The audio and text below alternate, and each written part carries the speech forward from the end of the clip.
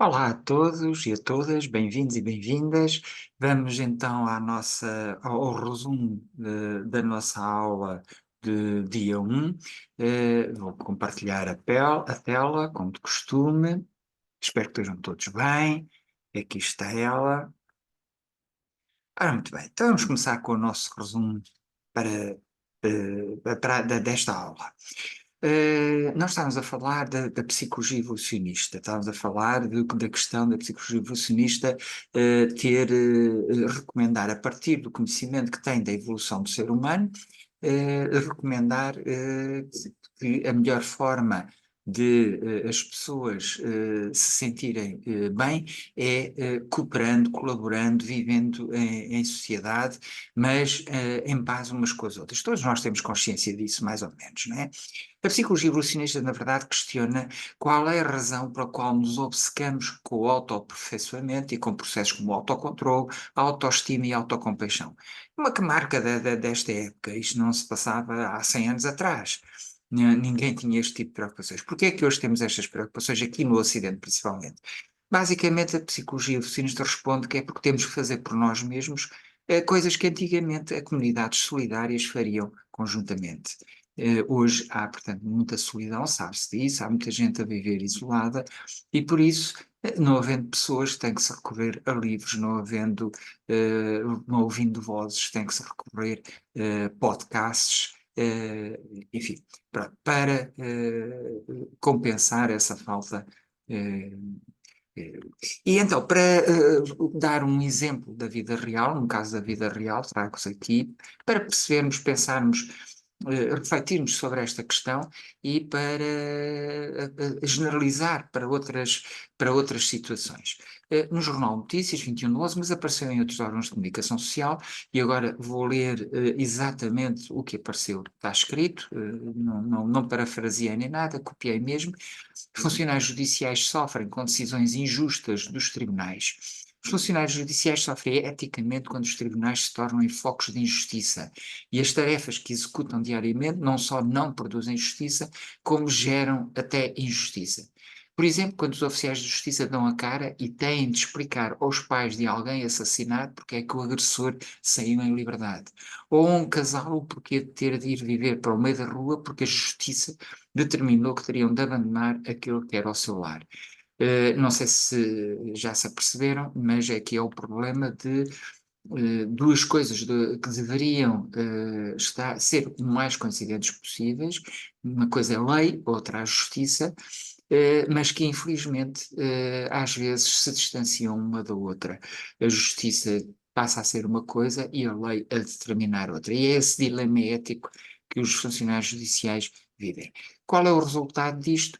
80% dos 2029 inquiridos num estudo feito por um grupo de investigadores, inquiridos entre 11 de setembro e 21 de novembro de 2022, apresentam níveis elevados de esgotamento e 44% em esgotamento extremo. São níveis superiores a todas as classes profissionais, dizem os investigadores, estudadas por eles, incluindo professores, jornalistas, pessoal de voo, técnico de manutenção aérea, estivadores, entre outros. Outras causas referidas pelos próprios funcionários judiciais, 98% sentem que têm uma má compensação salarial, sofrem de sobrecarga de trabalho, cerca de um quinto dos inquiridos trabalha mais de 40 horas por semana, há falta de reconhecimento pelas tutelas e chefias, e a falta de reconhecimento é uma coisa que é muito importante, quando não existe esse reconhecimento, as pessoas sentem que não são vistas, que não são reconhecidas, não existem, e isso é mau para a saúde mental. Más condições de trabalho nas instalações dos tribunais e do Ministério Público e um modelo de avaliação, claro, voltamos sempre ao modelo de avaliação competitivo, individual de desempenho que promove o conflito laboral e, portanto, evita ou dificulta o trabalho solidário, o apoio mútuo. Os investigadores dizem ainda que estes modelos de gestão introduziram nestes locais de trabalho um ambiente tóxico e desconfiança, surgindo casos de assédio, de autoritarismo e de desvinculação dos trabalhadores que só acabam a executar ordens sem serem escutados. problema da desvinculação é natural porque em sistemas artificialmente competitivos há um conjunto de pessoas que, por exemplo, sabe que não vai alcançar e desiste. Não pode obter a recompensa, desiste. Este é o efeito maléfico de se estabelecer um sistema de recompensas. É aqueles que sabem que não poderão alcançar as recompensas passam a trabalhar menos do que se não existissem recompensas. A recomendação apresentada pelos investigadores do estudo, segundo a comunicação social, porque eu não acredito que esta tenha sido a recomendação única e a única que aparece, diz o seguinte: seria importante que os funcionários judiciais recebessem formação adequada para desenvolverem capacidades de gestão emocional, de modo a estarem mais aptos a enfrentar essas situações e desempenhar o seu trabalho de forma imparcial. Eu destaco aqui que a sugestão é formação para ensinar a gestão de emoções aos funcionários judiciais. O que é que está bem nesta afirmação? Bom, estas capacidades de gestão de emoções são sempre úteis. Portanto, nunca se perde por melhorar essas capacidades. Mas, infelizmente, esgota-se aqui o benefício. O que é que está mal, então, nesta afirmação? Bem, primeiro, a ideia subjacente a esta recomendação é que o problema, ou seja, a culpa, está nas vítimas e não nas situações que causam sofrimento, nem nos responsáveis por essas situações. Ao dizer que os funcionários é que precisam de ser tratados, significa que o problema está nos funcionários e, portanto, que os responsáveis não têm responsabilidade nenhuma, que as situações não têm responsabilidade nenhuma no mal-estar dos funcionários. Portanto, este é um primeiro problema. O segundo é que ignora que as pessoas têm um cérebro e um sistema nervoso e que ambos reagem mal a situações contra a natura. E a psicologia evolucionista destaca precisamente isto. Situações de competição artificial entre pessoas é uma situação contra a natura.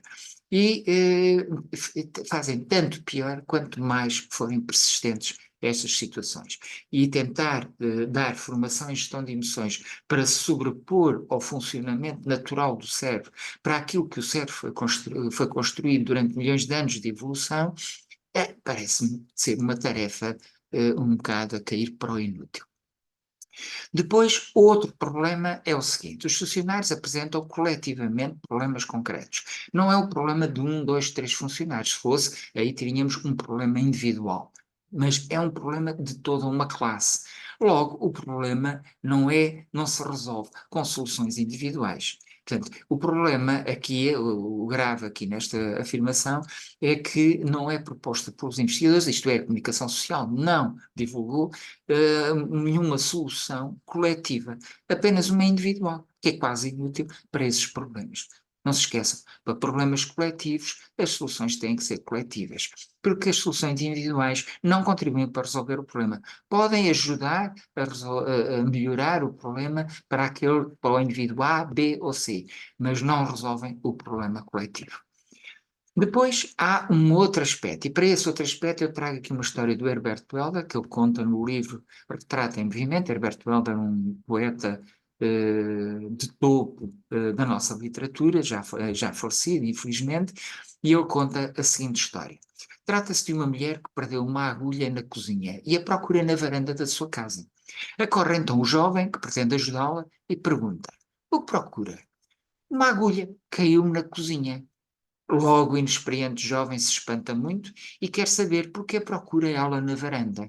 Porque na cozinha está escuro, responde a mulher. Esta história ilustra precisamente o que se passa com esta proposta de solução. O problema está na cozinha e a solução aponta para a varanda. E logo o problema não se resolve. Ou seja, o problema, a solução é praticamente inútil porque não resolve as causas do sofrimento. Se as causas continuam a atuar, o sofrimento continua a ser gerado diariamente, minando cada vez mais o espírito dos funcionários. E, portanto, não tratando as causas, mesmo que se tratem os sintomas, os problemas vai continuar sempre a existir e provavelmente, sabendo nós como funciona o nosso cérebro, provavelmente vai agravando cada vez mais a situação dos funcionários judiciais. Depois, ainda mais uma razão para a solução recomendada ser inútil, é que não há nenhuma solução conhecida que afaste o sofrimento. Talvez algumas drogas, mas sempre por pouco tempo, porque as drogas criam habituação. E, portanto, não há maneira de afastar o sofrimento. Este tipo de soluções de gerir melhor as emoções só serve para nos ensinar a lidar melhor com o sofrimento. Não o diminui, nem o afasta.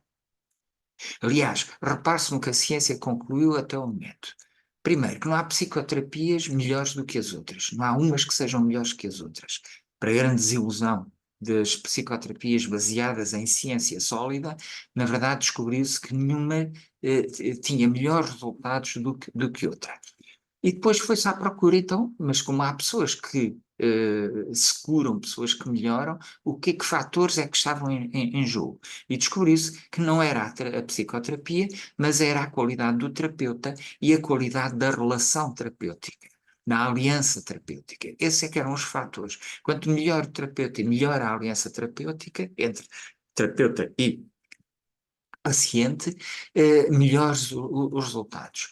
Isso fez os investigadores, os cientistas pensarem que possivelmente não há doenças fundamentalmente diferentes, mas há algo que é comum a todas, porque se terapeutas diferentes, com terapias diferentes, com tipos de alianças terapêuticas diferentes, conseguem bons resultados com doenças diferentes, significa que se calhar está a ser o alvo, é algo que é comum a todas. E foi-se estudar isso e realmente chegou-se à conclusão que esse algo que é comum a todas é a estimulação excessiva dos sistemas de ameaça e de stress. E como é que se faz essa estimulação excessiva? Através da crítica, da competição artificial, do assédio, do desamparo, da desumanização, etc. Portanto, a melhor forma de acalmar estes sistemas, diz a psicologia evolucionista, é receber apoio, cuidado e ajuda de indivíduos e comunidades. E, portanto, e é isso que é conseguido através de uma boa aliança terapêutica. É acalmar esses sistemas, é ensinar as pessoas também a contribuírem para acalmar esses sistemas, mas a melhor forma é receber apoio, cuidado e ajuda tanto de indivíduos como de comunidades. E a ausência destes recursos sociais é que resulta em problemas de saúde mental, como vemos no caso dos funcionários judiciais. Nós iremos depois mais à frente ver como é que o nosso cérebro funciona para perceber como é que é este mecanismo, como é que este mecanismo atua dentro de nós e, portanto, para perceber como é que isto funciona e o que é que podemos fazer para minorar os maus efeitos. De qualquer maneira, ainda vamos voltar na próxima aula a que recomendações é que poderíamos fazer aos funcionários judiciais, e quem diz aos funcionários judiciais diz a todos nós, e portanto o que é que podemos aprender com o caso deles. Até lá, agradeço a vossa atenção, espero que tenham um bom fim de semana, uma boa semana, uma boa próxima semana, com saúde, alegria, paz, amor, e espero ver-vos na próxima quinta-feira. Até lá, muito obrigado e tudo de bom.